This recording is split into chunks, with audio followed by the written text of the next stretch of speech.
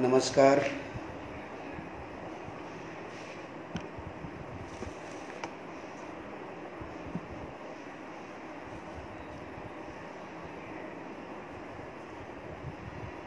मी अण्णासाहेब जगताप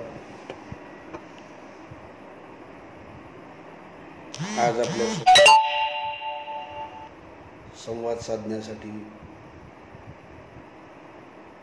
सकाळ समूहाचे इनबूज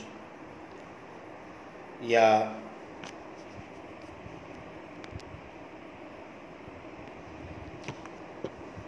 पेजवरती येणार आहे.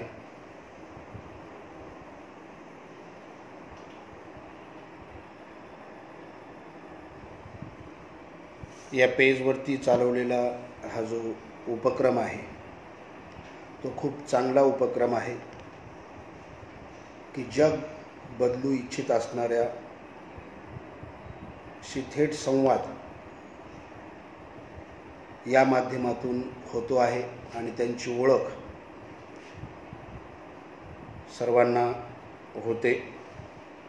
आपण काही वेळामध्ये विषयाला सुरुवात करून देऊ.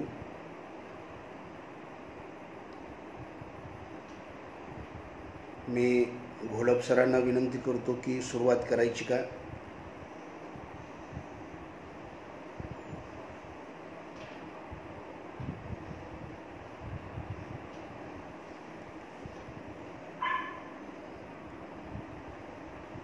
या माध्यमातून जे काही कृतिशील कामं आपली आहेत ती कामं सर्वांपर्यंत पोहोचती होतील आणि त्या अंगाने शेतीविषयक जो घटक आहे आणि वृक्ष लागवडीविषयक जो घटक आहे या विषयावरती बोलल्याच्या नंतर जर काही नवतरुण शेतकऱ्याच्या जीवनातील नैसर्गिक आणि आर्थिक दुष्काळ नाहीसा करण्यासाठी समोर आली तर पुढच्या काळामध्ये नक्कीच बराच बदल शेती अर्थव्यवस्थेमध्ये होईल. म्हणून जे काही माझे झेंडूची फुले अभियान आणि वृक्ष लागवडीविषयी अर्थात एक मूल 30 झाड अभियानाविषयी मतं आहेत, विचार आहेत आणि आम्ही सर्व मिळून समूहाने ज्या पद्धतीनं प्रत्यक्ष कृती करत आहोत, कार्य करत आहोत, ते कार्य सर्वांच्या समोर यावं आणि त्या कार्याची प्रेरणा घेऊन आपण सर्वांनी मिळून पुढच्या काळामध्ये यासारख्या विषयावरती काम करावं अशी इच्छा आहे. घोलप सर सुरुवात करायची का?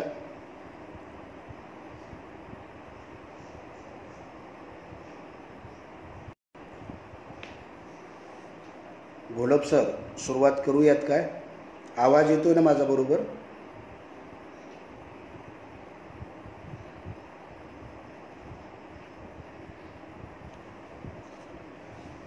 सुरुवात करूया. नमस्कार. मी अण्णासाहेब संजाबराव जगताप, मूळचा राहणारा जिंतूर तालुक्यातील पोंगळा या गावचा. तसा माझा जिल्हा परभणी, परंतु हिंगोली येथे मी स्थायिक आहे. हिंगोलीपासून जवळच असलेल्या जवळा बुद्रुक येथील जय भारत विद्यालयामध्ये मी शिक्षक म्हणून काम करतो आणि हे काम करत असताना मला माझ्या डोक्यामध्ये जे काही विचार आले ते विचार मी लिखाणाच्या माध्यमातून आणि प्रत्यक्ष कृतीच्या माध्यमातून करण्याचा प्रयत्न करतो. त्यासाठी आम्ही वेगवेगळ्या पद्धतीनं समूह तयार करून सगळे मित्र सोबत येऊन या कामाला सुरुवात केलेली आहे.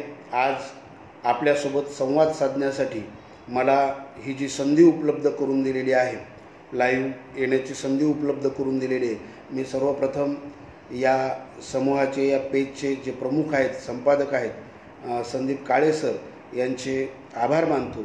आभार यासाठी मानतो की जे काही काम आम्ही करत आहोत ते काम जेव्हा सुरुवातीला करायला हाती घेतलं त्यावेळेस प्रथम काळे सरांचं मार्गदर्शन लाभलं आणि सकाळ समूहानं खूप मोठ्या प्रमाणामध्ये आमच्या या कामाची दखल घेतली आणि महाराष्ट्राची हेडलाईन 5 नोव्हेंबर 2018ला सकाळ या पेपरची हेडलाईन या कामावरती आली. त्यानंतर संदीप काळे सरांनी सप्तरंग या पुरवणीमध्ये सुद्धा या कामाची दखल घेऊन कशा कशा पद्धतीनं झेंडू फुले अभियान राबवलं जातं यावरती लिहिलं. म्हणून सर्वप्रथम मी आमच्या कार्यामध्ये अप्रत्यक्षरित्या सहभागी असल्यामुळे मी आपल्या सर्वांचे आभार मानतो आणि आजही तुम्ही मला जी संधी मिळवून दिली त्या संधीमुळे हे सर्व विषय सर्वांच्या समोर जाणार आहेत. आजचा जो माझा विषय आहे तो विषय आहे झेंडूची फुले आणि वृक्ष लागवड अर्थात एक मूळ 30 झाड अभियान. ही 2 अभियान आम्ही चालवतो आणि ती कशा कशा पद्धतीनं चालवतो यावरती मी माझं मत तुमच्यासमोर मांडणार आहे.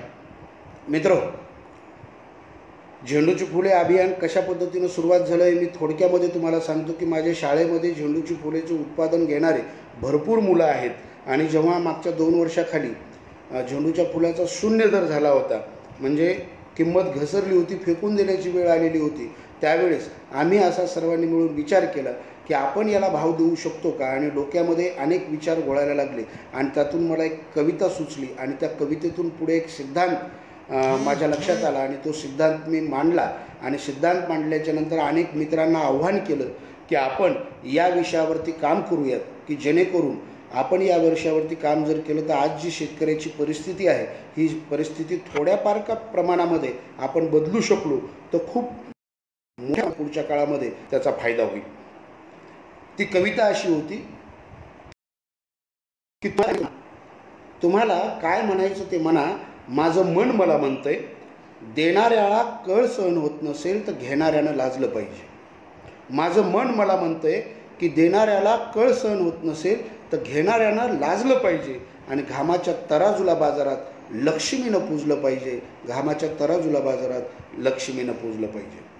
जेव्हा शेतमालाच्या किमती उतरतात त्यावेळेस खरं जर पाहिलं तर कोणीच शेतकऱ्याकडे लक्ष देत नाही आणि त्यावेळेस शेतकऱ्याच्या मुलांनी जरी लक्ष दिलं आणि शेतकऱ्याच्या मुलांनी मोठ्या प्रमाणामध्ये शेतमालाची किंमत ठरवून स्वतःच जर शेतमालाची खरेदी जास्त दरानं केली तर शेतमालाला योग्य किंमत प्राप्त होऊ शकते. म्हणून पुढे मी ओळी अशा लिहिल्या होत्या की उत्पादन खर्चात नफा मिसळून जर ग्राहकानेच वस्तूची खरेदी केली तर वस्तूला योग्य मूल्य प्राप्त होऊ शकते.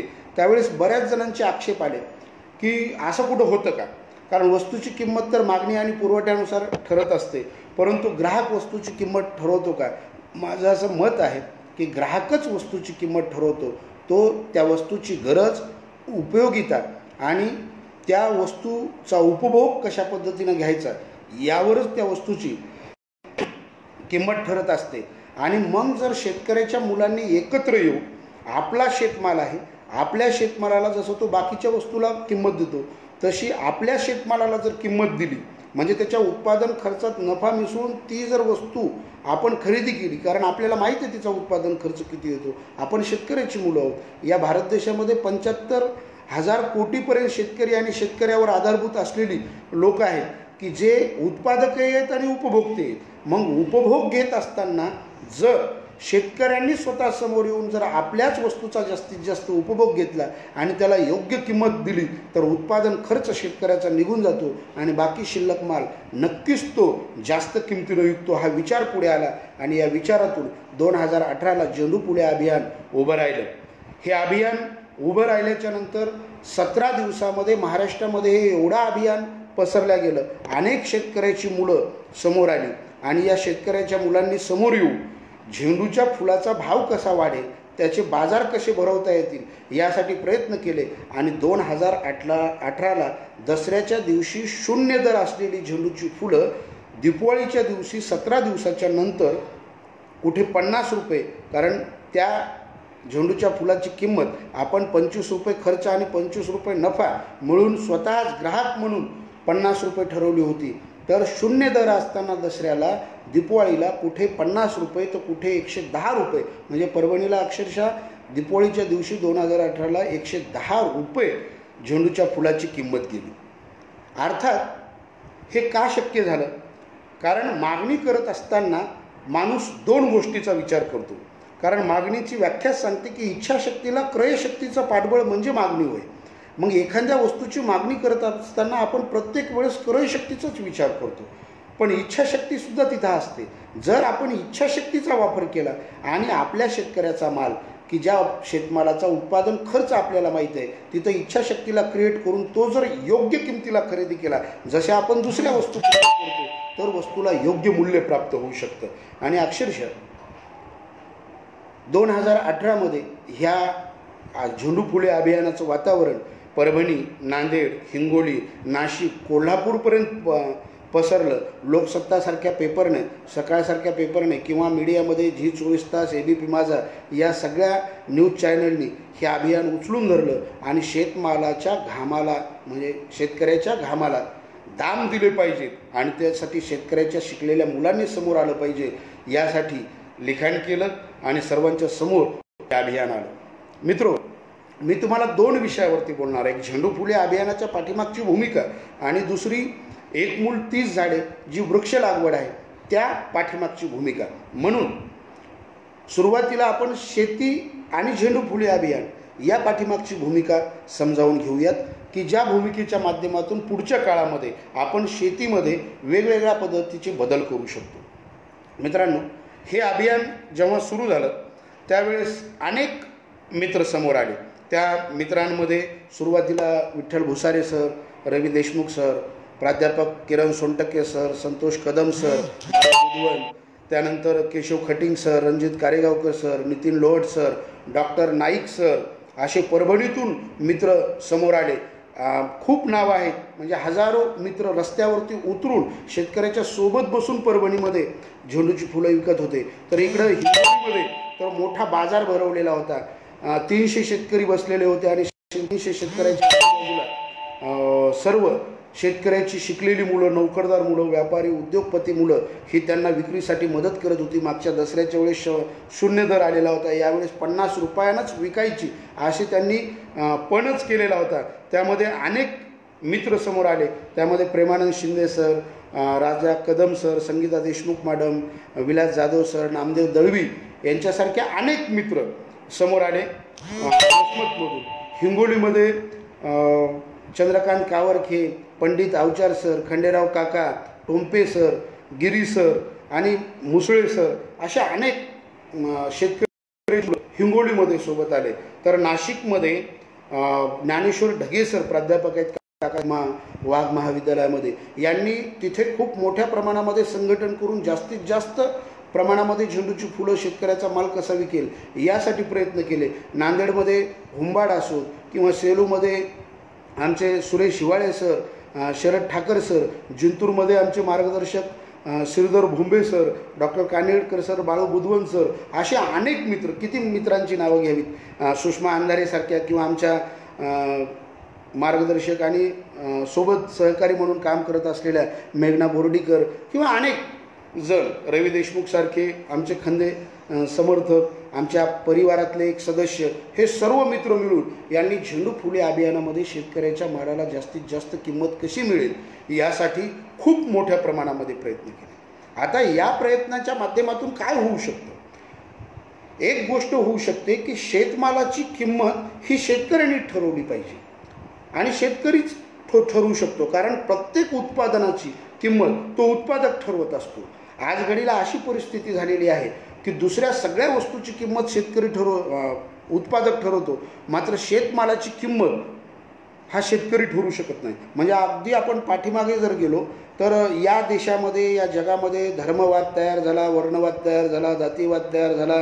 त्यानंतर पुढचे हजारो वर्षे हे सगळं चलत राहिलं आणि व्यापाराचा दृष्टिकोन डोळ्यासमोर ठेवून पुढच्या काळामध्ये औद्योगिक क्रांती झाली, वसाहतवाद त्यातून आला, त्यातून साम्राज्यवाद आला, साम्राज्यवादाला धुडकावून लावण्यासाठी राष्ट्रवाद आला, राष्ट्रवादानं अनेक देश स्वतंत्र झाले.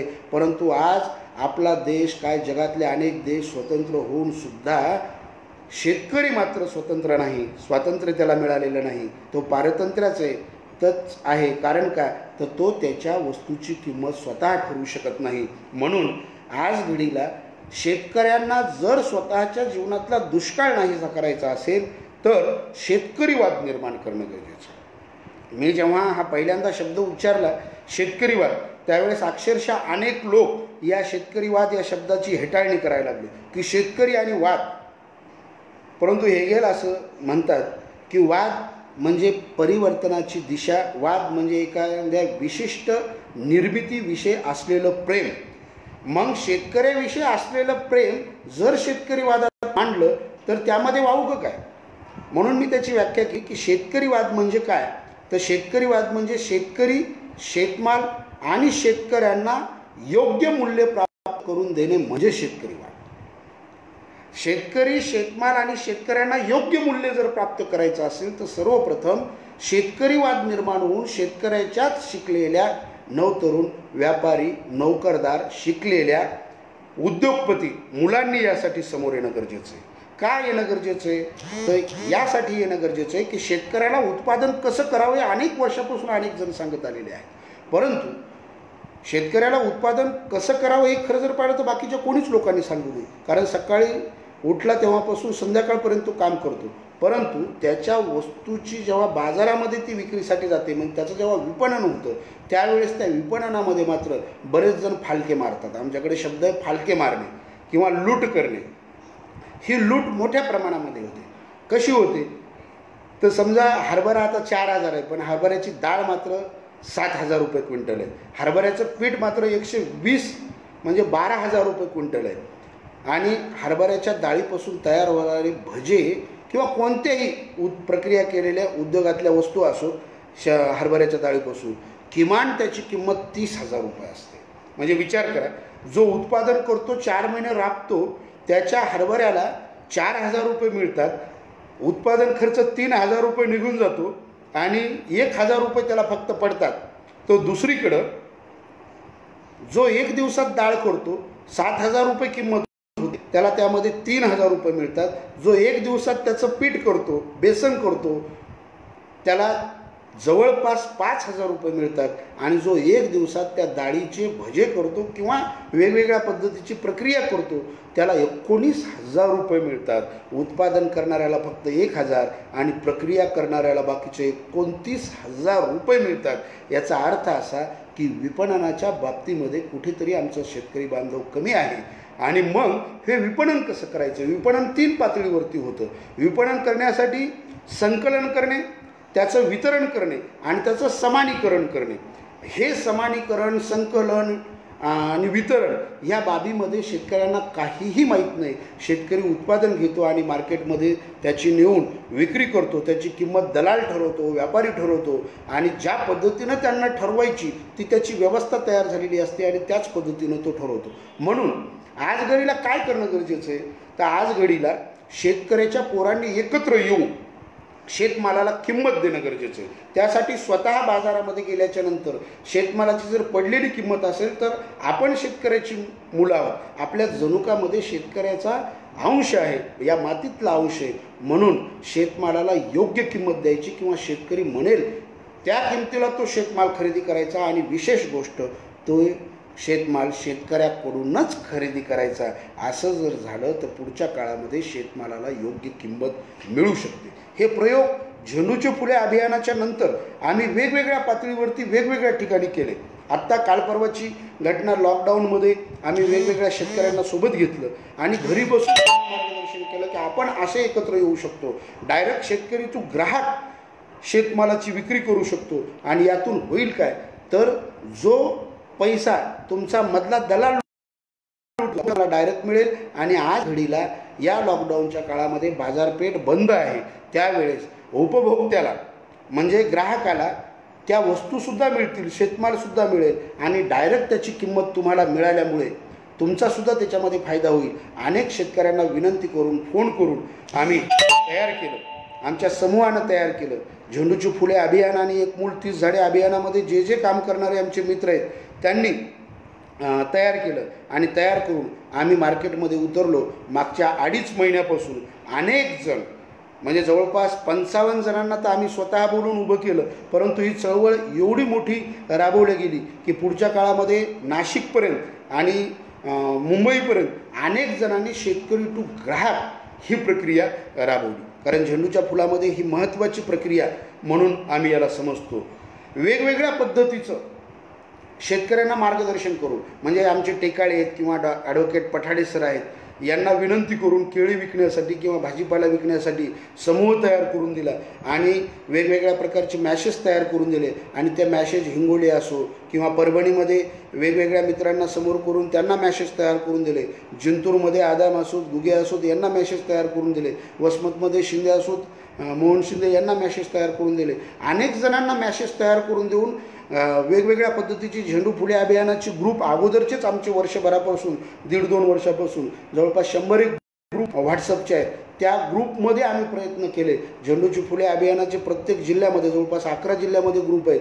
त्या जिल्ह्यामध्ये आम्ही प्रयत्न केले आणि ग्राहकांपर्यंत शेतमाल कसा जाईल यासाठी प्रयत्न केला. अक्षरशः काही शेतकऱ्यांना 150 ऑर्डर मोबाईलवरती यायला लागल्या. त्याची एक किट तयार केली की त्याच्यामध्ये एवढ्या भाज्या आहेत, एवढ्या भाज्या आहेत, त्याची एवढी किंमत आहे आणि डायरेक्ट किट नेऊन द्यायची.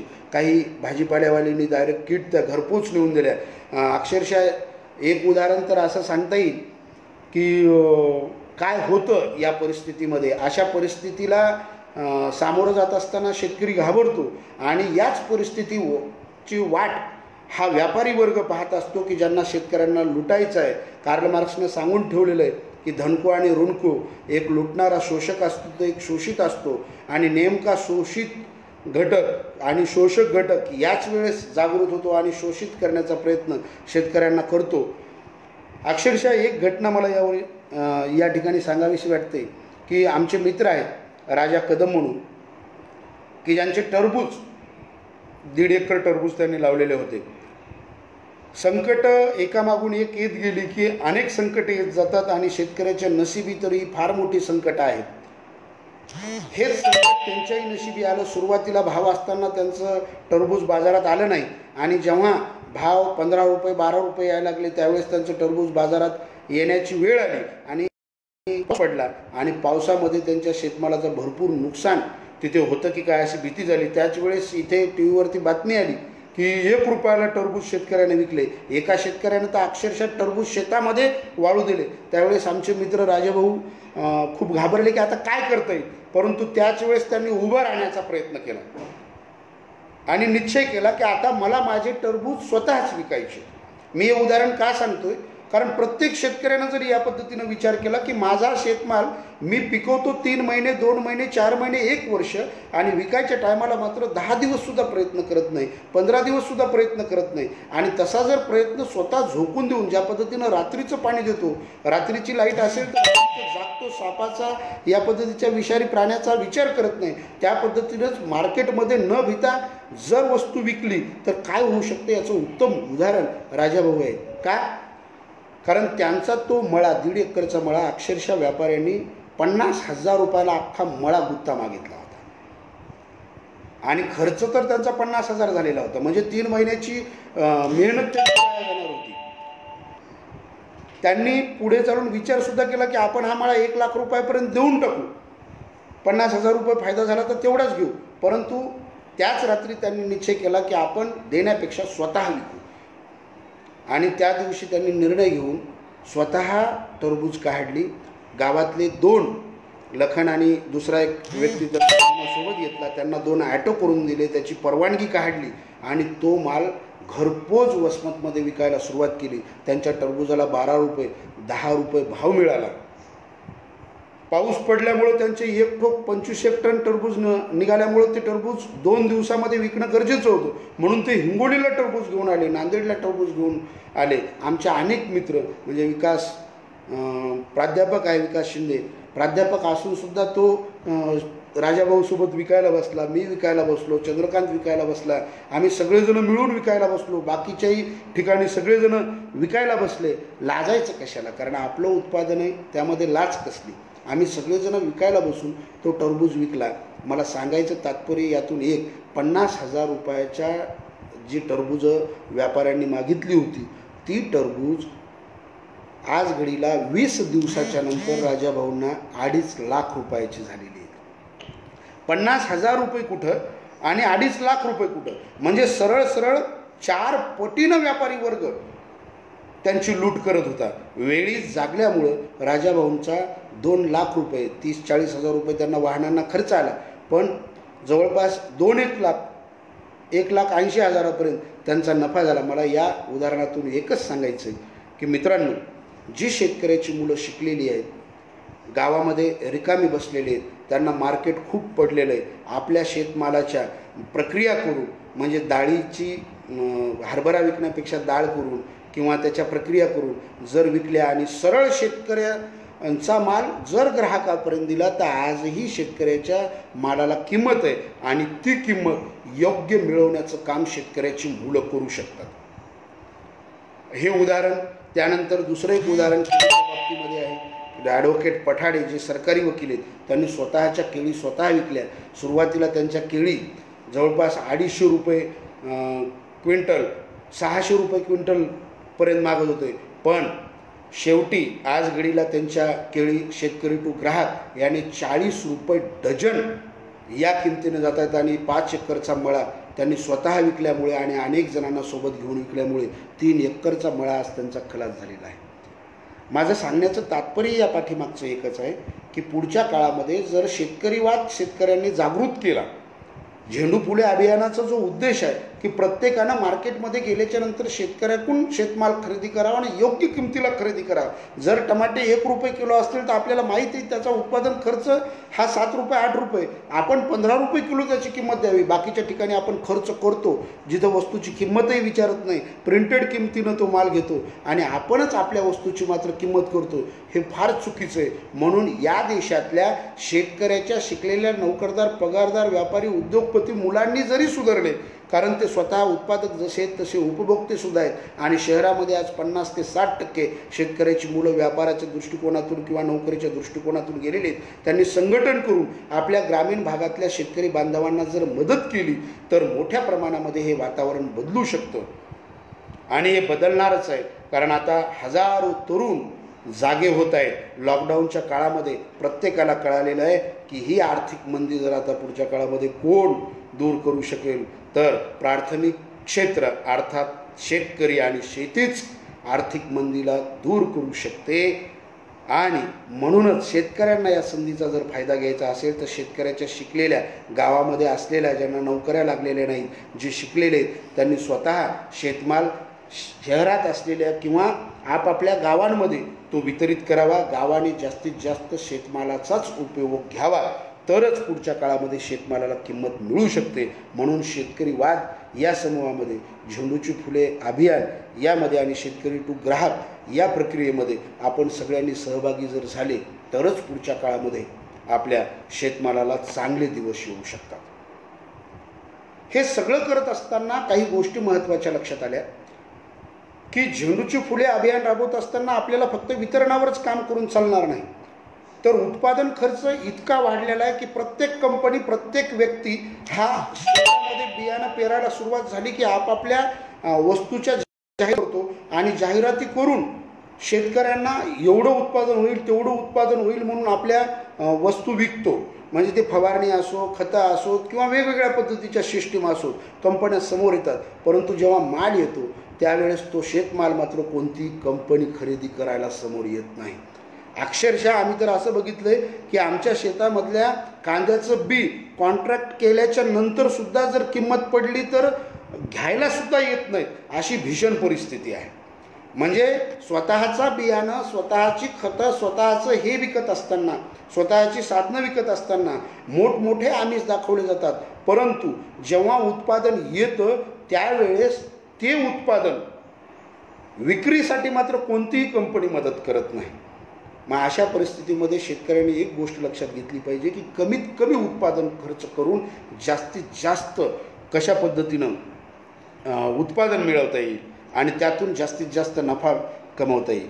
मग यासाठी विचार करत असताना मागच्या 1.5 वर्षापूर्वी आम्ही एका अभियानाला सुरुवात केली. कोडाई कॅनलला असताना माझ्या ही गोष्ट लक्षात आली की लहानपणापासून हे संस्कार झालेलेच होते. मागच्या 2-2.5 वर्षापूर्वी वडील वारले आणि त्यावेळेस मी शपथच घेतली होती की नोकरीच्या व्यतिरिक्त मी पुढच्या काळामध्ये शेतीच्या मूलभूत प्रश्नावरतीच काम करेल की ज्यातून शेतकरी बांधवाला मदत होईल. मी जरी शेतामध्ये जाऊन काम करू शकत नसलो तर मी शहरामध्ये राहून माझ्या शेतकरी बांधवाचा शेतमाल कसा विकावा यासाठी प्रत्यक्ष कृती करून त्यामध्ये उतरेल आणि यासाठी आवश्यक असणाऱ्या सगळ्या घटकांचा अभ्यास करून त्या घटकांमध्ये आपण काम करूया.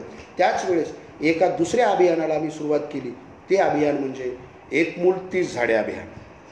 काय आहे एक मूल 30 झाडे अभियान? कारण 2 विषयावरती मला तुम्हाला बोलायचं. एक म्हणजे झेंडूची फुले अभियान, जे शेतकऱ्याच्या हिताचे, जास्तीत जास्त शेतमालाला भाव स्वतःहून विचार तुम्ही स्वतःहून करा. आणि दुसरी गोष्ट एक मूल 30 झाडे अभियान काय? आपण बघतो आहोत की आज महाराष्ट्राचाच आपण विचार करू. महाराष्ट्राच्या एकूण वनक्षेत्रापैकी 33% वनक्षेत्र हे प्रत्येक ठिकाणी असणं गरजेचं आहे. परंतु तेवढं वनक्षेत्र महाराष्ट्रात नाही. महाराष्ट्रातलं जरी एकूण वनक्षेत्र पकडलं तर आज घडीला पश्चिम महाराष्ट्रामध्ये एकूण वनक्षेत्र हे 41.10% आहे. विदर्भामध्ये एकूण वनक्षेत्र हे 54% आहे. तर मराठवाड्यामध्ये एकूण वनक्षेत्र हे फक्त आणि फक्त 4.90% आहे. मित्रांनो, शेतकऱ्यावरती आर्थिक जसे आघात व्यापारीच्या माध्यमातून होतात किंवा व्यवस्थेच्या माध्यमातून होतात किंवा सरकारच्या माध्यमातून होतात, त्याच पद्धतीचे आघात नैसर्गिक सुद्धा होतात. बीज लावायचं, ते उगवायचं, त्याला पाणी द्यायचं, त्याचं संगोपन करायचं आणि नेमका घास तोंडाची आल्याच्या नंतर नैसर्गिक आपत्ती येते किंवा या नैसर्गिक आपत्तीने एवढं मोठं नुकसान होतं की उत्पादन खर्च सुद्धा निघत नाही. मग या नैसर्गिक आपत्तीवरती आपण विचार केला पाहिजे. आज पर्यावरणाचं असंतुलन निर्माण झालेलं आहे. हे जर संतुलन निर्माण करायचं असेल तर पर्यावरणावरती लक्ष देणं गरजेचं आहे. बरं, या झाडाचं नुकसान फक्त शेतकऱ्यांनीच केलं का? अजिबात शेतकऱ्यांनी झाडांचं नुकसान केलेलं नाही. ही सिमेंटची जंगलं तयार करण्यासाठी, शहरं विस्तारीकरण करण्यासाठी, औद्योगिक क्रांतीच्या माध्यमातून भांडवलशाहीकडे हा भारत देश वळवण्यासाठी, म्हणजे आपल्याकडे मिश्र अर्थव्यवस्था जरी असली, अर्धी समाजवादी आणि अर्धी भांडवलशाही असली, तरी 5% सुद्धा समाजवाद या देशामध्ये राहिलेला नाही. 95% भांडवलशाही अर्थव्यवस्था निर्माण झालेली आहे आणि 95% भांडवलशाही अर्थव्यवस्थेमध्ये फक्त 5 ते 10% लोक आणि 90% लोक समाजवादी अर्थव्यवस्थेमध्ये येतात की जी वणवण भटकत आहेत. हे कोरोना प्रत्येक संकट आल्याच्या नंतर प्राथमिक क्षेत्रावरती त्याचा, द्वितीय क्षेत्रावरती होत नाही, उद्योगावरती होत नाही, सेवा क्षेत्रावरती सुद्धा होत नाही. अगदी अनेक काळापासून, म्हणजे ज्ञानेश्वराच्या काळामध्ये चाहे अगोदरची दुष्काळ पडली, त्यानंतर तुकाराम महाराजाच्या काळामध्ये शिवाजी महाराजांचा जन्म झाला त्यावेळेसही जो दुष्काळ पडला, त्यानंतरच्या पुढच्या काळात महात्मा फुलेंच्या काळातही जो दुष्काळ पडला, पहिलं युद्ध झालं, दुसरं युद्ध झालं, शीतयुद्ध झाली किंवा 1991ला जागतिकीकरणाचा आम्ही स्वीकार केला, या काळामध्ये सुद्धा जर घात कुठे घडला असेल तर प्राथमिक क्षेत्रावरच त्याचा आघात झालेला आहे. अगदी काल परवाची नोटबंदीची जर घटना आपण घेतली तर नोटबंदीचा सुद्धा परिणाम जास्त विघातक कशावर झालेला आहे तर तो शेतकऱ्यावरतीच झालेला आहे आणि पर्यावरणाचा सुद्धा शेतकऱ्यावरती, ज्याचा दोष नसताना सुद्धा होतो. म्हणून एक मूल 30 झाडे अभियानाच्या माध्यमातून आम्ही काम करायला सुरुवात केली. काय एक मूल 30 झाडे अभियान? एक मूल 30 झाडे अभियानामध्ये आम्ही असं सूत्र मांडलं की प्रत्येक एका मुलाच्या नावानं शेतकऱ्यांनी एका एकरामध्ये 30 झाडं लावावी. ती 30 झाडं दीर्घकाळ टिकणारी असली पाहिजेत. ती 30 झाडं देशीच असली पाहिजेत, विदेशी नसली पाहिजेत, ज्यामध्ये आंबा, चिंच, जांभूळ, रामफळ, सीताफळ, कवट, बिब्बा, फणस, चिकू यासारखी झाडं येतात की जी 50-100, चिंचेसारखी 500 वर्ष झाडं जगू शकतात. अशी झाडं शेतकऱ्यांनी लावायची आपल्या बांधावरती किंवा त्याची एक सिस्टीम आहे. मी पुढे मंथनला एक माझा लेख त्यावरती आलेला होता, तो लेख की तो कशा पद्धतीनं ती झाडं लावायची. ही जर झाडं शेतकऱ्यांनी लावली तर शेतकऱ्याच्या जीवनातील नैसर्गिक तर दुष्काळ नाहीसाच होईल, पण आर्थिक दुष्काळ सुद्धा नाहीसा होऊ शकतो. कारण पुढे 7-8 वर्षाच्या नंतर 5 पिढ्या ही झाडं त्याला उत्पादन देतील आणि उत्पादन खर्च एकदाच करावा लागेल। नंतर 3-4 वर्षाच्या नंतर या दीर्घकाळ टिकणाऱ्या झाडांना पाण्याची सुद्धा जास्त आवश्यकता नसते, फवारणीची आवश्यकता नसते। म्हणजे उत्पादन खर्च एकदा करायचा आणि 5 पिढ्या उत्पादन घ्यायचं आणि शेतीसुद्धा नैसर्गिक त्या माध्यमातून जैविक शेतीसुद्धा त्याच्या पाल्यापासून तयार होते। कारण ही जर झाडं आपण 4 बाजूनं धुऱ्याच्या मध्ये 15 फुटावरती लावली तर काय काय होऊ शकतं? बाष्पीभवन होणार नाही, मोसमी वारे ताडतील, जमिनीचं अपक्षरण वादळी वाऱ्यामुळे जे होतं ते होणार नाही। त्यानंतर सूर्य उगवतो, सावली मध्ये पडते, सूर्य मावळतो, सावलीमध्ये पडते, त्यामुळे शेतीचं नुकसान जास्त मोठ्या प्रमाणात होणार नाही। आंबा, चिंच, जांभूळ, कवट, बिबा, रामफळ, सीताफळ यासारखी जी झाडं आहेत त्याचा जो पाला आहे त्या पाल्यापासून जैविक घटक त्या शेतीला मिळतील आणि शेतीची पोत सुधारल्या जाईल आणि मधल्या भागामध्ये कायमस्वरूपी उत्पादन सुद्धा शेतकऱ्याला घेता येईल। अशा पद्धतीनं जर ही सिस्टीम राबवली झाडाची तर मोठ्या प्रमाणामध्ये झाडे लागू शकतात। पण आमच्या लक्षात आलं की शेतकरी झाडं जास्त मोठ्या प्रमाणात लावायला तयार नाही। मग काय करायचं? तर अनेक प्रश्न आहेत। धुऱ्याचा प्रश्न आहे, वाढनेराचा प्रश्न आहे, किंवा शेतामध्ये उत्पादनक्षम जमीन करायची म्हणून पिढ्यानं पिढ्याची झाडं तुटलीत। महत्त्वाचा प्रश्न आहे की फळझाडं लावल्याच्या नंतर वाढणारं जास्त येतात। म्हणून आम्ही पुन्हा एक शक्कल लढवली की आमच्या आजूबाजूची जी सार्वजनिक ठिकाणं आहेत या ठिकाणी आपण जर झाडं लावली तर, आणि मग यासाठी आम्ही प्रयत्न करायला सुरुवात केली। पहिला प्रयत्न आम्ही केला भोगाव देवीला। आमचे रवी देशमुख सर जे झेंडूची फुले अभियानामध्ये आमच्यासोबत होते त्यांनी भोगाव देवीची जमीन मिळवली। या भोगाव देवीमध्ये 70 एकर जमीन संस्थांची, 70 एकर जमीन भोगाव संस्थांनी रवी देशमुख सरांना दिली आणि 1 मूळ 30 झाडे अभियानाच्या अंतर्गत तिथं आम्ही एक मोठी बाग उभी करण्याचा प्रयत्न करत आहोत। त्यामध्ये अनेक मित्र पुढे समोर आले ज्यांनी भोगावदेवी पर्यटन स्थळावरती काम केलं। त्यामध्ये राठी साहेब आहेत, रितेश देशमुख आहेत, राजेश्वर देशमुख आहेत, केशी घुगे सर आहेत, त्यानंतर रमेश दरगड सर आहेत, किंवा आत्ता पाणी टाकणारा आमचा रितेश, किरण, गजानन दररोज सकाळी किंवा संध्याकाळी हे सगळेजण 1 घंटा पाणी टाकायला जातात। आज भोगाव देवीला 70 एकरवरती थोड्याफार प्रमाणामध्ये आज झाडं लागत आहेत। 1 वर्षाची 7-7, 8-8 फुटावरती ही झाडं गेलेली आहेत। रवी देशमुख सर मोठ्या प्रमाणामध्ये 1 मूळ 30 झाडे अभियानाच्या अंतर्गत त्या ठिकाणी झाडाचं संगोपन करत आहेत। पुढे हाच विचार 25 मेला आम्ही वरुड चक्रपाण नावाच्या गावामध्ये, म्हणजे मी कृती केलेला सांगतो, नुसतं बोलणं महत्त्वाचं नाही तर आपल्या सगळ्या मित्रांना सोबत घेऊन काही ठिकाणी आम्ही कृत्य केलं आणि त्या ठिकाणी झाडं लावलेली आहेत। आणि काय होतं झाडं लावल्याच्या नंतर? खूप मोठ्या प्रमाणामध्ये बदल घडून येतो। आज वरुड चक्रपाणला भीमाशंकर मगर नावाचा जो आमचा मित्र आहे, चंद्रकांत कावरके सर, प्रेमानंद शिंदे सर आणि मी 25 मेला त्या गावामध्ये गेलो। भीमाशंकरला विनंती केली की तू ही झाडं लावायला सुरुवात कर। भीमाशंकर चटणी विकत होता येलदरीला आणि शेनगावला आणि दुसऱ्या दुकानावर सोमवार टू शनिवार काम करत होता। त्यानं गावात काम हाती घेतलं। त्याच्यासोबत अमोल मगरसारखी, सोपान मगरसारखी, श्रावण गवळीसारखे आणि सरपंच गावातले जे उत्कृष्ट काम करतात बाबाराव कोटकर आणि ग्रामसेवक वाबळे सर हे सगळेजण सोबत आले। गावामध्ये एक जंगल के लुटेरे नावाची टीम त्यांनी तयार केली। वर्धापन दिन त्या ठिकाणी साजरा करण्यात आला 25 मेला। मित्रांनो 1500 झाडं त्या गावामध्ये लागलीत आणि प्रत्येक झाडाला ट्री गार्ड आहे। आमदार साहेबांनी 2.5 लाख रुपये दिले, MRGSमधून 10 लाख रुपये आले, गावानं 3 लाख रुपये गोळा केले, 2 लाख रुपयाचं बक्षीस एकाच वर्षामध्ये मिळालं। 3 किलोमीटरच्या एरियामध्ये ही सगळी झाडं वाढतायत आणि पहिल्या दिवशी आम्ही 4-5 जणांनी लावलेलं झाड आज जवळपास 9 ते 10 फुटाचं लिंबाचं झाड झालेलं आहे। कालच समूहाने त्याची मोठी बातमी छापली। पोरांनी वर्धापन दिन सगळ्यांनी मिळून केलं आणि अक्षरशः गाव रात्रंदिवस त्यासाठी कष्ट घेतं। आमची अमोल, सोपान आणि भीमा तर रात्री 2 वाजता लाईट आली, 1 वाजता, 12 वाजता लाईट आली तर देतात। अनेक जण महेश वरुडकर सरांसारखे मदत त्या ठिकाणी करतात। या पद्धतीनं काम वरुड चक्रपाणला सुरू आहे। पुढच्या काळामध्ये नक्कीच या पद्धतीनं आता 30 झाडं प्रत्येकजण स्वतःच्या शेतामध्ये सुद्धा लावणार आहे। नंतर चोंडी भैरोबा येथे आमचा एक उत्कृष्ट काम करणारा मित्र आहे की ज्याला गावामध्ये काहीतरी वेगळं करावं असं वाटतं, तळमळ आहे, तो म्हणजे विलास जाधव। शहरामध्ये पण गावात काहीतरी करायचं। लखुजी राजाची महती सांगणारं गाव, लखुजी राजाचं गाव म्हटलं जातं चोंडी भैरोबा।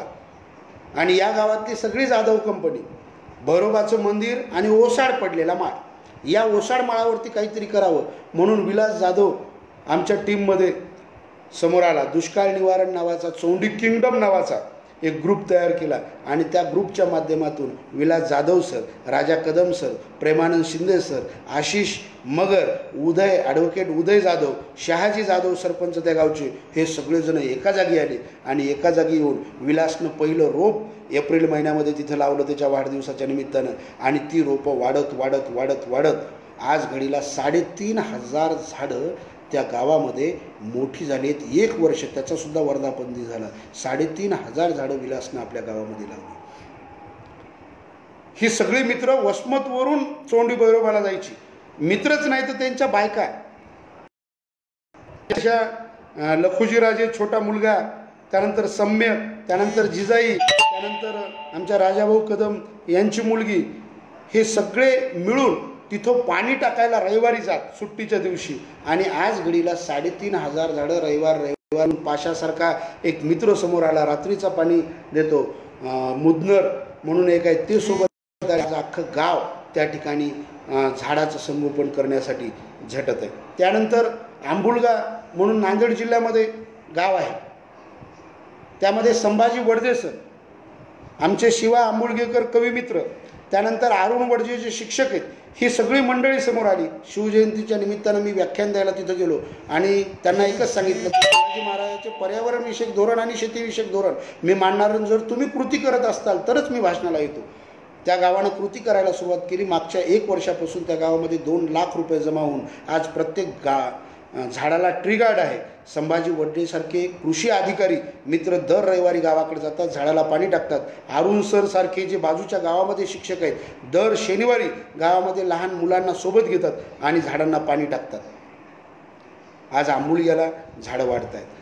हे सगळं बाहेर चालू असताना आम्ही एक विचार केला की उन्हाळा सुरू होतोय, म्हणजे दीपावलीच्या नंतर आता करायचं काय, झाडांचं संगोपन करायचं. मग आम्ही एक थीम तयार केली की 1 घंटा दर रविवारी झाडासाठी, झाड लावण्यासाठी, संगोपन करण्यासाठी, झाड वाढवण्यासाठी आणि स्वतःचा श्वास स्वतःच निर्माण करण्यासाठी, या थीमच्या अंतर्गत आम्ही पहिलं उद्घाटन हिंगोलीमध्ये रेल्वे स्टेशनची जी 200-300 एकर जमीन पडलेली, त्यापैकी हिंगोलीचे रेल्वे मास्तर आणि इंजिनियर पंकज सर यांना विनंती केली की आम्हाला जागा द्या, आम्हाला झाडं लावायची.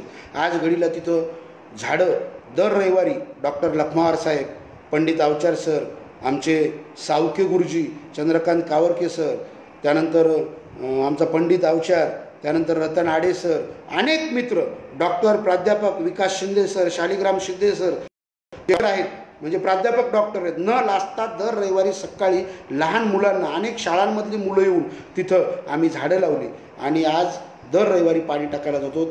या लॉकडाऊनच्या काळामध्ये पंकज सरांनी दर 2 दिवसाला आड करून तिथं पाणी टाकलं. मला सांगायचं काय या सगळ्या माध्यमात की या सगळ्या टीम आम्ही घरी बसल्या तयार केल्या. म्हणजे अगदी देऊळगाव दुधाटे येथे गोविंद दुधाटे यांनी स्मशानभूमीमध्ये संडासला जाणाऱ्या लोकांना सोबत घेऊन स्मशानभूमीमध्ये आज छानपैकी झाडं लावली. त्यांना कांतराव काकांनी मार्गदर्शन केलं, नंतर पवार मॅडमनी मार्गदर्शन केलं आणि गावामध्ये हजारो रुपये खर्च करून आज बसण्याच्या साधण्यासहित स्मशानभूमी आणि बाजूला जिजामाता उद्यान त्यांनी तयार केलेलं आहे. त्यानंतर प्रदीप काळे म्हणून परभणीला आहेत, ज्यांनी परभणीला जिजाऊ ज्ञानतीर्थ या शाळेकडे झाडे लावायला सुरुवात केलेली आहे. अनेक ठिकाणी ज्ञानेश्वर ढगेसर काकासाहेब महाविद्यालयामध्ये काम करतात. त्यांनी आपले 350 NSSचे विद्यार्थी यांना NSSची शपथ दिलेली, 1 मूळ 30 झाडे अभियानाची, की घरीच रोपं तयार करून लावण्याची. आणि काकासाहेब महाविद्यालयामध्ये अनेक प्राध्यापक त्यांच्यासोबत येऊन नाशिक जिल्ह्यामध्ये ती झाडं लावतात. N रामाचंद्रन संदीप विद्यापीठाचे कुलगुरू, जे मागे गिनीज बुक ऑफ रेकॉर्डचे परीक्षक म्हणून राहिलेले आहेत, त्यांनी त्या आमच्या अभियानाला भेट दिली आणि 1 वर्षापूर्वी सांगितलं की इतकं सुंदर 1 मूळ 30 झाड अभियान आहे की हे अभियान भारतीय पातळीवरती प्रत्येक विद्यापीठानं आणि प्रत्येक कॉलेजनं राबवावं, यासाठी मी स्वतः प्रयत्न करणार आहे. मेरिया परिमाय नावाचं त्यांचं स्वतःचं एक विद्यापीठ आहे आणि संदीप विद्यापीठाचे ते कुलगुरू आहे. त्यानंतर आमचे कुलगुरू डॉक्टर अशोक ढवण साहेब यांनीसुद्धा आम्हाला वेगवेगळ्या पद्धतीनं मार्गदर्शन करून जवळपास आता त्यांचे वैयक्तिक ते झाडं लावलेली आहेत, परंतु दररोज ते झाडाला पाणी टाकतात. अशी महान व्यक्ती समोर येऊन यामध्ये आम्हाला कशी मदत करता येईल यासाठी प्रयत्न करत आहेत. मित्रांनो, हे सगळं करत असताना आसारामजी लोमटे सर असोत की जे वेळोवेळी मार्गदर्शन करतात, प्राध्यापक इंद्रजित भालेराव जे आमचे गुरुजी आहेत ते वेळोवेळी मार्गदर्शन करतात, त्यानंतर भारत काळे सर, देशमुख सर वेळोवेळी मार्गदर्शन करतात, भमा परसवाळे सर जिथे चुकलं काय चाललंय कुठे हिंमत, आमचे सगळे गुरुवर्य जे वेळोवेळी लक्ष ठेवतात आणि विचारतात की काय चाललंय, तो कुठपर्यंत आले, तू कर, तुला ज्या पद्धतीनं करता येईल त्या पद्धतीनं कर, परंतु झाडावरती काम करणं अत्यंत हाती घेतलेले आहे. सयाजी शिंदे सर जे चित्रपट अभिनेते आहेत, चित्रपट अभिनेते सयाजी शिंदे सरांनी या अभियानाच्या विषयी जेव्हा माहिती कळाली त्यावेळेस बोलून घेतलं आणि वेळोवेळी आजही मार्गदर्शन करतात, ज्यांचं खूप मोठं काम आहे झाडांच्या बाबतीमध्ये. एक झाड माणूस तो सुद्धा आम्हाला मार्गदर्शन करतो की या पद्धतीनं जर आपण सगळ्यांनी मिळून झाडावरती काम केलं तर खूप मोठ्या प्रमाणामध्ये पुढच्या काळात शेतकऱ्याच्या जीवनातील आर्थिक दुष्काळ आपण नाहीसा करू शकतो. डोंगर दऱ्यामध्ये किंवा रिकाम्या जागेवरती झाडं लावली यावरून पर्यावरण संतुलन निर्माण होईल, परंतु शेतकऱ्याच्या बांधावरती आता फळझाडच लागली पाहिजेत आणि ती दीर्घकाळ टिकणारी फळझाडच लागली पाहिजेत. शासनाने, माझं तर मत आहे, झाडं लावू नयेत. शासनाने अजिबात झाडं लावू नयेत. तर शासनानं काय करावं? शासनानं जी लहान लहान मुलं झाडं लावत आहेत, जी गावं झाडं लावण्यासाठी स्वतः तिथली तरुण प्रेरित झाली त्यांना मदत करावी, त्यांना झाडं द्यावीत आणि झाडं संगोपनासाठी प्रयत्न करावे. झाडं लावणे हे काम आता शासनाचं नाही आहे, कारण एकदा लावल्याच्या नंतर तिकडे दुर्लक्ष होतं. बाकी त्या विषयावरती आपण जास्त बोलू नये, कारण आपण आपलं काम करत राहावं, आपण कोणी काय करावं याविषयी सांगू नये. परंतु त्यांनी झाडं न लावता माझी विनंती काय की शासनाची मंडळी किंवा जी महाराष्ट्रामध्ये झाडं लावणारी माणसं आहेत किंवा जे शेतकरी झाडं लावू इच्छितात त्यांना मदत करा, झाडं लावण्यासाठी त्यांना मार्गदर्शन करावं, झाडाचं संगोपन करण्यासाठी त्यांनी अनुदानं द्यावी. जिथे जिथे कामं सुरू आहेत, म्हणजे वरुड चक्रपाणला काम सुरू आहे त्यांनी तिथं मदत करावी, चोंडी भैरवाला काम सुरू आहे त्यांनी तिथं मदत करावी, आंबुलग्याला काम सुरू आहे त्यांनी तिथं मदत करावी.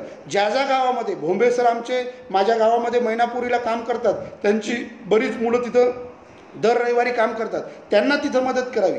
सयाजी शिंदे सर काम करतात, त्यांना तिथं मदत करावी. शेतकरी जो झाडं लावेल त्यांना झाडं लावल्याच्या नंतर मदत करावी असं मत आहे. कारण झाडं कुणं लावेल? झाडं लावावीत मुलांनी.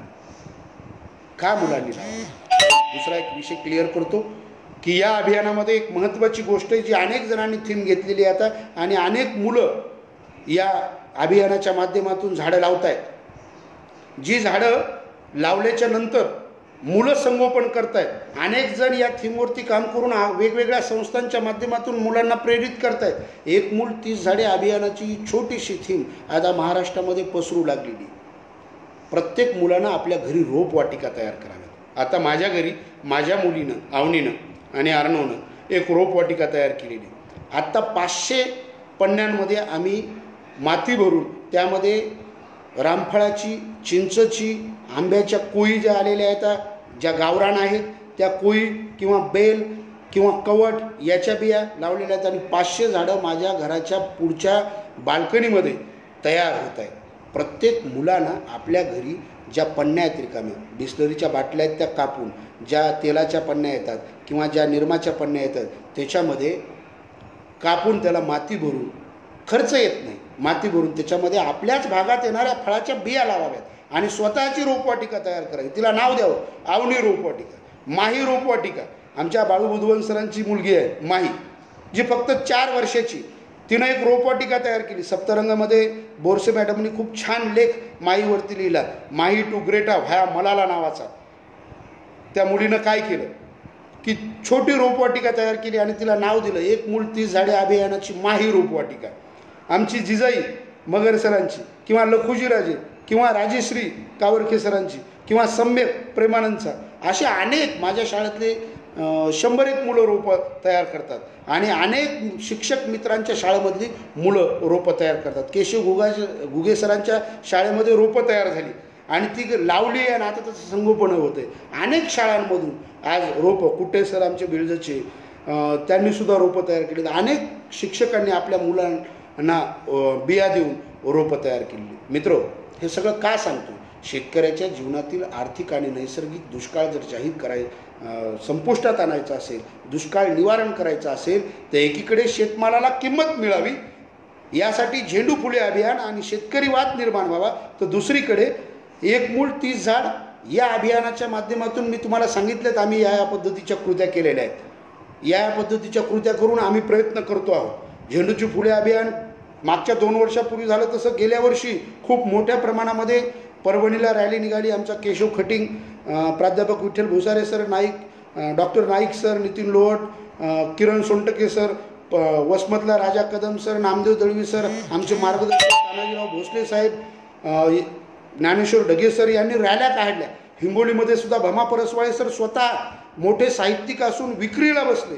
तर शेतकऱ्यांनी कुठेही न लाजता ही मोठी मोठी माणसं शेतकऱ्यांसाठी मदत करायला समोर आलेली आहेत. आता आपण सुद्धा आपला हात पुढे केला पाहिजे आणि स्वतःहून शेतमालाला किंमत मिळवण्यासाठी उतरलं पाहिजे. मित्रो, आज सकाळी एक घटना मला कळाली. आमच्या विनायक येवले कवी आहेत. महाराष्ट्र शासन त्यांच्या पुस्तकाला ठसे बदललेल्या मुक्कामावरून या कविता संग्रहाला मिळालेला आहे. लॉकडाऊनच्या काळामध्ये काय करावं म्हणून सहज एका दिवशी फोन आला आणि आज ते त्यांच्या शेतामध्ये खड्डे खोदून त्यांनी जवळपास 25 झाडं आणि बिया पण्ण्यामध्ये लावलेल्या आहेत. सहज बोलता बोलता सकाळी फोन आला आणि सर म्हणाले की मला माझ्या गयाबाई नावाच्या मावशीनं विचारलं की तू काय करायला शेतामध्ये. ते म्हणाले मी कविता लिहितो, पुस्तकं वाचतो आणि झाडं लावतो. त्यावेळेस गयाबाई म्हणाल्या की माय, झाडं ही वावराचं कुंकू राहते. ओळ फार महत्त्वाची. झाडं ही वावराचं कुंकू राहते. झालं काय मित्रांनो, मोठमोठी परंपरागत आमची आंब्याची झाडं, जांभळीची झाडं, चिंचची झाडं, रामफळाची झाडं तुटली. आमच्यापासून पक्षी गेले, मधमाशा गेल्या आणि दुष्काळ आमच्या नशिबी आला. आमच्या वावराची रंडकी झाली. हे विधान त्या आजीच्या विधानामुळे बोलतोय आणि बोली भाषेमध्ये बोलतोय. का बोलतोय? कारण आजीनं सांगितलं की झाडं ही वावराचं कुंकू राहतंय. आम्ही वावरं रंडकी केली आणि वावरं रंडकी झाल्यामुळे आज झालं काय, आमची रानं वांझ झाली. आमच्या वांझ झाडांना प्रजननक्षम बनवायचं असेल, तिच्यात पोत आणायची असेल तर दीर्घकाळ टिकणारी देशी झाडंच आम्ही बांधावरती लावली पाहिजेत. प्रत्येक मुलाच्या नावानं किमान 30 झाडं तरी आपण लावली तर पुढच्या काळामध्ये आपल्या घरात जर 2 मुलं असतील आणि 2 मुलाच्या नावानं जर 60 झाडं लावली तर ही 60 झाडं 10 वर्षाच्या नंतर एका नोकरदाराचा पगार देऊ शकतात. रमेश पवार आमचे आकाशवाणीवरती एक मित्र आहेत, 25 झाडापासून दरवर्षी 7 लाख रुपये चिंचच्या ते मिळवतात. माझ्या यूट्यूब चॅनलवरती त्यांची मुलाखत घेऊन टाकलेली आहे. या पद्धतीनं शेतकऱ्याच्या मुलांनी तर काम करावंच. पण दुसरी गोष्ट, आपल्या ज्या गोष्टीमध्ये छंद आहे त्या गोष्टीमध्ये सुद्धा आता शेतकऱ्याच्या मुलांनी पडलं पाहिजे. आपल्याला जे पटतंय ते धडाडीनं काम करायचं. म्हणजे आता मी शिक्षक आहे, मी विद्यार्थ्यांसाठी तर प्रयत्न करतो, पण कृतिशील विद्यार्थी घडला पाहिजे आणि आपणही कृतिशील राहिलं पाहिजे. आपण कविता लिहितो, पण कविता लिहिल्याच्या नंतर ती कविता जर प्रत्यक्षात उतरत नसेल तर त्या कविता लिहिण्याला काही अर्थ नाही. आपण लेख लिहितो, जर लेख लिहिल्याच्या नंतर प्रत्यक्ष कृती करण्याची वेळ आली तर आपण काहीच करत नाही, हे चुकीचं आहे. म्हणून प्रत्यक्ष कृती आज केली पाहिजे.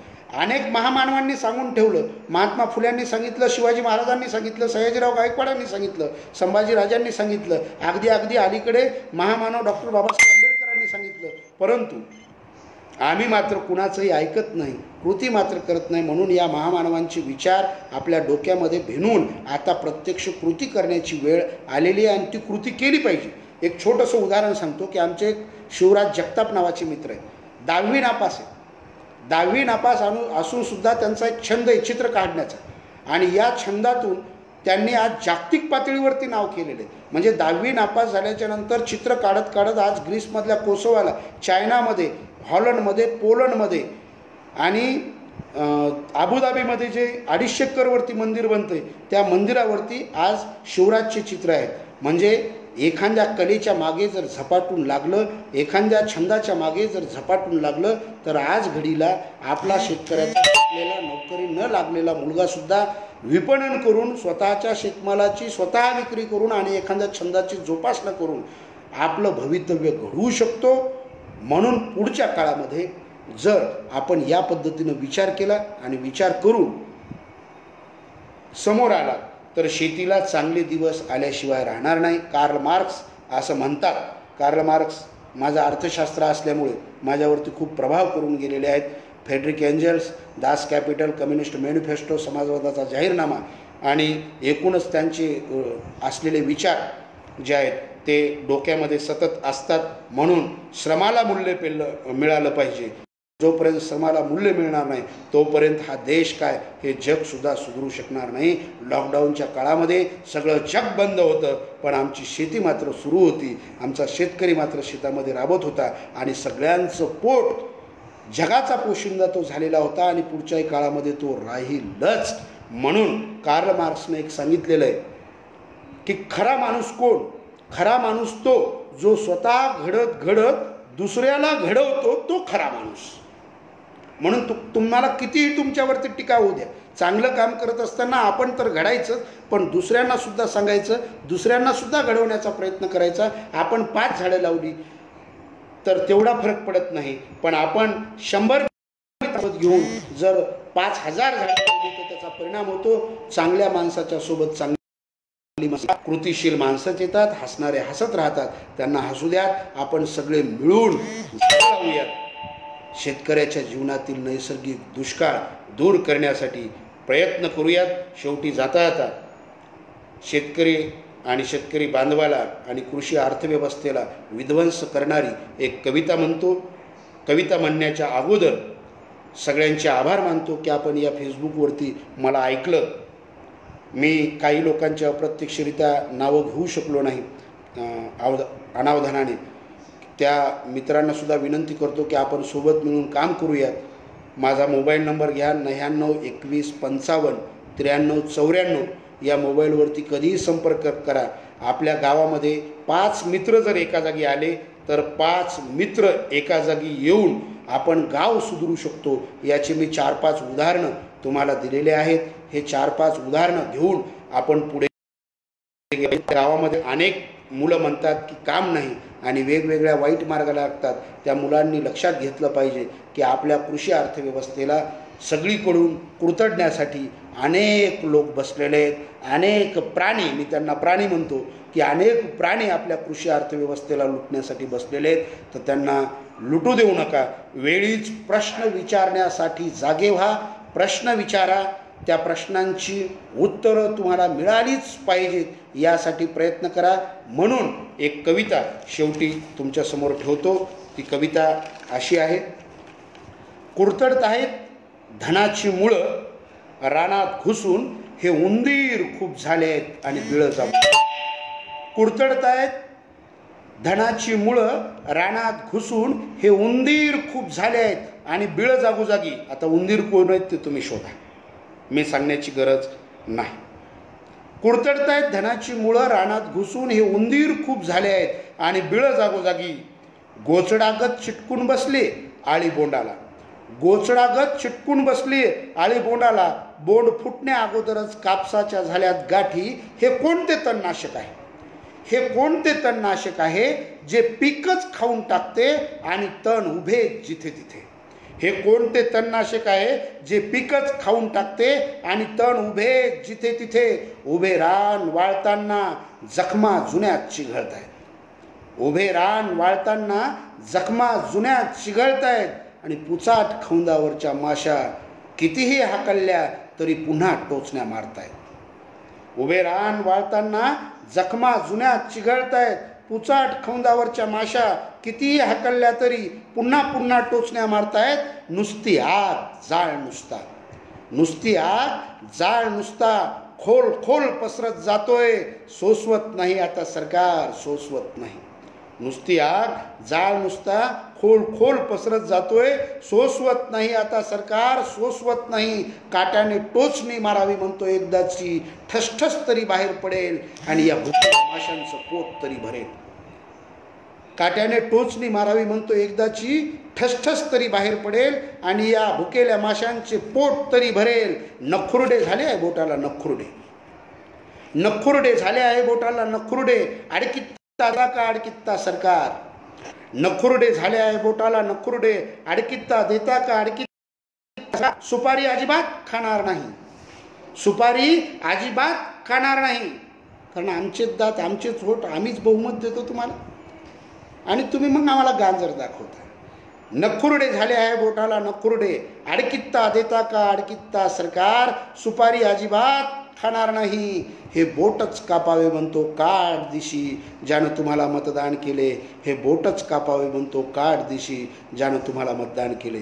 मित्रो, ही बोट कापण्याची वेळ येऊ देऊ नका. अंतर्मुख व्हा, एका जागी या, आपल्या गावातला माल आपल्या गावातच विका, जास्तीत जास्त उत्पादन खर्च कमी करून जास्तीत जास्त शेतमालाचाच उपभोग घ्या, गावातल्या वस्तू गावातच विका, शिल्लक वस्तू शहरात न्या, व्यापाऱ्याला देऊ नका, स्वतःच विका, स्वतः व्यापारी व्हा आणि शेतामध्ये प्रत्येक मुलाच्या नावानं 30 झाडं दीर्घकाळ टिकणारी लावून स्वतःच्या मुलांची LIC काढा. 3,000 रुपयामध्ये 30 झाडं येतात. 3,000 रुपयामध्ये 5 पिढ्यांची LIC तयार होऊ शकते. पहा, पुढचा काळ हा देश शेती प्रधान देश म्हणून आहे असा ओळखला जाणार नाही, तर शेतकरी प्रधान देश आहे म्हणून ओळखला जाईल.